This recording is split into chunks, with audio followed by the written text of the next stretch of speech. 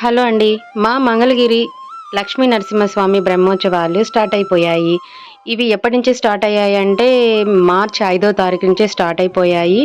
మొత్తము 9 రోజులు నవరాత్రులు బ్రహ్మోత్సవాలు జరుగుతాయన్నమాట. ఈ 9 రోజులు స్వామివారు ఒక్కొక్క రోజు ఒక్కొక్క వాహనం మీద దర్శనమిస్తారు.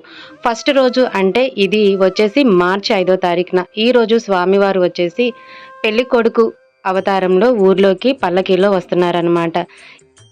పల్లకి అంటే పల్లకి లాంటి రథంలో వస్తున్నారు స్వామివారు. ఇక మరుసటి రోజు అంటే 6వ తారీఖున రోజు గరుడు గుడ్డ కడతారనమాట. ఆ గరుడు గుడ్డ కట్టిన తర్వాత స్వామివారు ఆ తర్వాత నుంచి రోజుకొక వాహనం మీద దర్శనమిస్తూ ఉంటారు అమ్మవార్లతో సహా. స్వామివారిని అయితే చూస్తుంటే ఎంత చక్కగా ఉన్నారంటే 2 కన్నులు సరిపోవట్లేదండి, అంత అందంగా అలంకరించారు స్వామివారిని. వీలైనంత వరకు ఈ లక్ష్మీ నరసింహ స్వామివారి బ్రహ్మోత్సవాలు వీడియోలు అప్లోడ్ చేయాలని